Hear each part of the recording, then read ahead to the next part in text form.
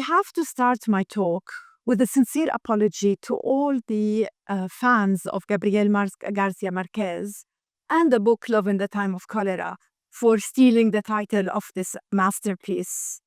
You see, to be honest, this title of my talk has been popping in my head for decades. You see, this is a story about enduring love and the challenges that are faced by its characters as they face the struggles against societal pressures, illness, and time. So allow me to borrow some of the timeless themes of this book to talk about something that is very much like love in this story, is very much a battle against systematic societal adversity, feminism. So as I take you through my journey, I hope you will see why I felt that feminism is just like love in the time of cholera, because it felt sickening, complicated, but with moments of beauty and joy despite it all. I was not born a feminist, and no, the West did not drop a potion in our drinks to turn Arab women against men in our region. But actually, it all started when I started feeling this systematic, sometimes subtle, sometimes not so subtle, discrimination within the society. Despite the fact that I grew in a loving, protected family. However, there were always this consistent sense of restriction. I don't know the generations that are here, but I don't know how many of you know this dream bicycle of the 70s. It is called the 3-speed relay, or maybe this is what I called it. One summer, my brother and 2 male cousins each got one of these bicycles, 2 blue, 1 red, and I drooled over them. But I didn't think much about the fact that my brother got the bicycle, but I didn't. And when I was looking for one of my favorite photos of my brother for this presentation of me, I realized that actually this desire to have a bicycle really goes too far back in my life. And actually, as I grew up, I started noticing these small privileges that my brother enjoyed and I didn't. He was allowed to play outside, bilhara, as late as possible, and I wasn't. He would go to mixed birthday parties, and we both went to a co-education school, and I had to be chaperoned. And the moment that was really hit me when he was given the choice to go and study abroad, while I, the academically achieving and ambitious daughter, was not allowed. However, I managed to turn this around later on in my life, but only when I managed to gain the strength and the determination to challenge the limitations that were posed on me under the pretext of protection. So every time I noticed this privilege that my brother would enjoy, or when he acted in a sense of entitlement, I would ask why. I would ask it loudly at home, and I would ask it even more to myself. And that's when I started to challenge every given that was enforced on us as women in society. I was always proud of my roots, of our region, of the art and beauty, literature, the knowledge, the scientific interventions that our people brought to the world civilizations throughout centuries, some of them by women. But I could not tolerate the hypocrisy that characterized how our society treated women, and it was even reinforced through legislative framework. So, for example, chastity. It is something that is demanded by both men and women through our religions. And if religion is really our guiding reference, value reference for our society, why is it then that our society tolerated the promiscuous behavior of men, but not women? And actually, did you ever hear the word promiscuous used to describe a man? So basically, I was I was, I was sickened by the sense of hypocrisy, double standard, that actually became the foundation of every harmful or most of the harmful practices that were inflicted on women in our region, such as gender-based violence and killing in the name of honor. And that is the cholera that I refer to. It angered me to see this tolerance and this hypocrisy. And at the time, I did not have the vocabulary to define it. But also, as I grew up, I started noticing my privilege, and that this inequality and injustice could be even more detrimental for marginalized women and girls. And that's when I started reading about feminism. And I started by Arab feminists. You see, coming from growing up in a family that was religious, and within a religious society, I could not believe that our God, Christians and Muslims, was unjust. So that search was actually for me before proving to anybody else that we are created equal, and we have the right to be equal. So then that was when we start recognizing our chains. And as we recognize it, our empathy and consciousness for others and the challenges of others grows. And that's when we recognize our agency. And that's when our struggle began. And then it is given a name, a feminist. So this brings me to how feminism developed and evolved in the Arab region. Feminism in the Arab region evolved out of liberation movements.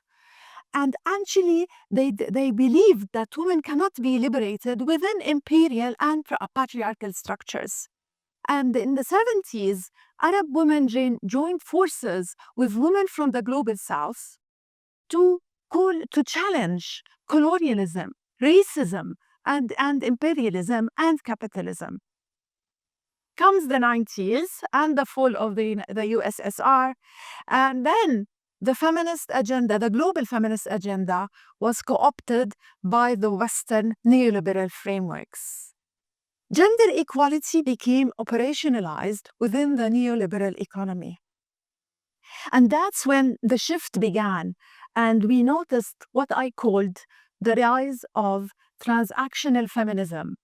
And that's when gender equality is used as a political tool by governments to appease international community and donors, and also to use it as a card for negotiating agreements internally with political powers. For example, the CEDAW Convention. Almost all the Arab countries have adopted it, except one. But you see these yellow colors? These are all the countries with reservations. And these reservations, which mostly are in the context of family equality within the family and the issue of nationality, actually assert the ability to have a real change and substantive gender equality, even if they adopt the whole framework. The same with the Women Peace and Security Agenda. Peace and Security Agenda was supposed to be about protecting women in conflict, about their role in building peace. But in reality, most authoritarian regimes use this agenda and say, okay, we have increased the number of women in the police, we have increased women in the peacekeeping corps. But to actually see that this is happening with a shrinking civic space, to actually see policewomen are the ones who are taking women who are in the streets to custody, this actually is contradictory. And what we end up with is selective political participation. So you can only participate when it fits, politically participates when it fits the agenda of the authoritarian regimes. And at the global level, we see the Zionist occupation using and showing and presenting itself as the beacon of gender equality in our region. they use gender equality and LGBTQ rights as a strategy to pinkwash human rights violations, crimes of the settlers and the military occupation, and the apartheid policies in Palestine. And also we have the funding. Of course, we cannot deny that we need funding. We need financial resources to shift the agenda, to provide services for women, for example, to just name one, protection services for survivors of domestic violence, and many, many others. And actually, women movement succeeded in this, but it also undermined them in many other areas. So women rights organizations, which became central to the feminist movement, became increasingly dependent on international donor funding, which was not always aligned with our local context. It was inconsistent. The priorities shifted as the foreign policy of the donor country has shifted, thus challenging the sustainability of the demands and leading in many times to fragmentation and competition. At the same time, as we know, the feminist movement in the Arab world was facing societal and political attacks internally. And of course, foreign funding became the ammunition to use it against the women movement and the rightful demands of the women movement. They challenged our authenticity. And conservatives who resisted the loss of all their benefits through the patriarchal structure, and political figures who wanted to use this attack to popularize themselves within a traditional society, started accusing the women movement, women rights activists, and human rights activists of pushing the Western agenda. And that we are trying to destroy the family, which is the core and the foundation of the Arab society. When I became the Secretary General of the Jordanian National Commission for Women, I walked into a deeply divided landscape. There was mistrust between the Women's Civil Society and the National Commission. You see, they saw the Commission as an extension of the government, as they call it, which is rightly so, state feminism. And they saw that that commission is actually competing on resources and at the same time undermining gender equality demands of the feminist movement. But up until then, I was a political activist. I was leading a political platform that was calling for democracy, secularism, justice, and equality. And I was vocal about the nationality rights for the children of Jordanian women.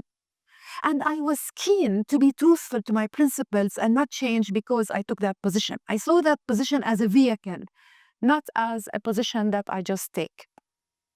So I believed that we cannot remain at odds and that collaboration is the only way that we could move forward. So I started working on building trust and understanding between the Commission and the feminist movement in Jordan. And the first trial at doing that collaboration was when we worked together on campaigning for increasing the quota for women in the elections law in 2016. We ran an all-out campaign in the media, in the streets, with the parliamentarians. We also worked on a campaign to end child marriage. In both campaigns, we had to learn how to build consensus over our demands, to meet each other halfway, and to find our champions who we could work with from local community or the media or in the parliament. And we failed. But to me, it was such a successful journey of learning how to build alliances and partnerships. But we also had our victories. And one of those significant moments in our journey together was abolishing Article 308 relating to the marriage of the rapist to his victim in order to escape persecution. And